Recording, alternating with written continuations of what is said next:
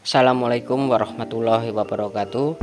Hari ini Bapak akan menyampaikan materi tentang bentuk-bentuk dan gejala globalisasi dalam masyarakat.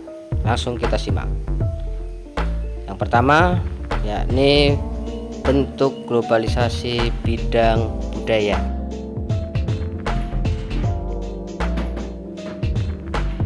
Globalisasi budaya adalah penyebaran gagasan, makna, dan nilai ke seluruh dunia dengan cara tertentu untuk memperluas dan mempererat hubungan sosial.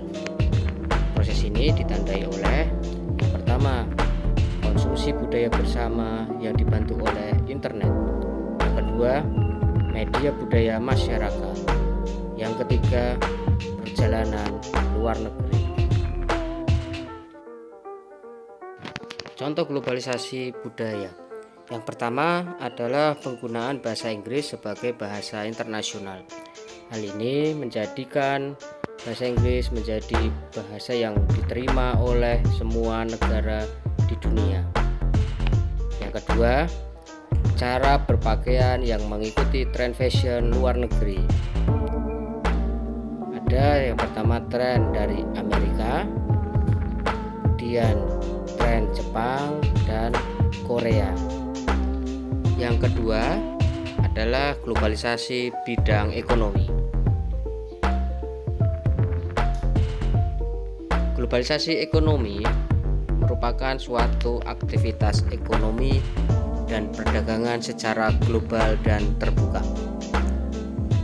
Dalam globalisasi ekonomi, berbagai negara di dunia menjadi pasar yang satu dan semakin terintegrasi tanpa mengenal batas teritorial atau kewilayahan antar negara.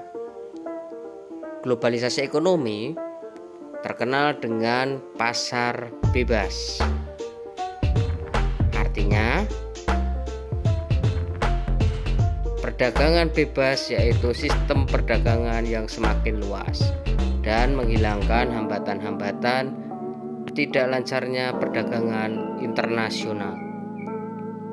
Di dunia kita mengenal beberapa bentuk perdagangan bebas. Yang pertama adalah EFTA. EFTA yaitu Asosiasi Perdagangan Masyarakat Eropa. Yang kedua, AFTA, Asosiasi Perdagangan Masyarakat ASEAN. Dan yang ketiga, OPEC, yakni Organisasi Minyak Dunia. Ciri-ciri yang menandai globalisasi ekonomi. Yang pertama, beroperasinya suatu perusahaan lebih dari satu negara. Yang kedua, mencari keuntungan yang kompetitif dan memaksimalkan laba. Yang ketiga, memiliki kemudahan jangkauan geografis. Yang keempat, menguasai 3/4 perdagangan dan sekitar 1/3 dari seluruh output perdagangan global. Yang kelima, batas suatu negara akan menjadi kabur.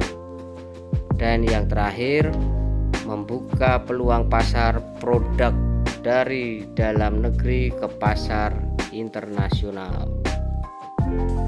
Yang ketiga, globalisasi bidang transportasi. Globalisasi transportasi adalah suatu proses perubahan yang terjadi secara cepat dalam bentuk kelompok maupun terjadi di seluruh dunia dalam bentuk transportasi.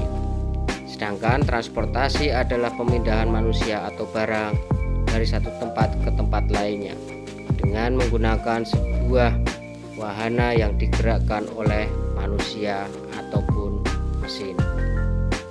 Berikut adalah contoh globalisasi transportasi. Yang pertama, penggunaan kereta cepat. Yang kedua, penggunaan pesawat terbang tanpa pilot. Yang ketiga, penggunaan mobil atau bus tanpa sopir. Dan yang terakhir, contohnya adalah penggunaan radar. Yang keempat adalah globalisasi dalam bidang pendidikan. Mari kita simak pengaruh globalisasi di bidang pendidikan. Ada beberapa pengaruh globalisasi untuk pendidikan di Indonesia. Berikut contoh kasus ketika teknologi digunakan untuk curangi sistem pendidikan di Indonesia. Yang keempat, yakni globalisasi dalam bidang politik. Apa itu globalisasi politik? Yakni proses masuknya suatu pola atau nilai-nilai yang diterima secara menyeluruh karena membawa pembaruan dan menguntungkan di bidang politik. Globalisasi politik juga sering disebut sebagai global governance. Contoh globalisasi politik: yang pertama, dibentuknya PBB. Yang kedua, timbulnya kerjasama antar negara. Yang ketiga, timbulnya politik negara. Yang keempat, hubungan bilateral maupun multilateral antar negara dengan mudah dilakukan. Yang terakhir, muncul paham-paham atau ideologi-ideologi asing. Nah, globalisasi ini memberikan dampak positif dan juga dampak negatif. Berikut beberapa contohnya. Kalian bisa nyimak, ada dampak positif dan negatif globalisasi politik. Itu penjelasan dari materi tentang bentuk-bentuk dan gejala globalisasi. Terima kasih atas waktunya, tetap semangat. Wassalamualaikum warahmatullahi wabarakatuh.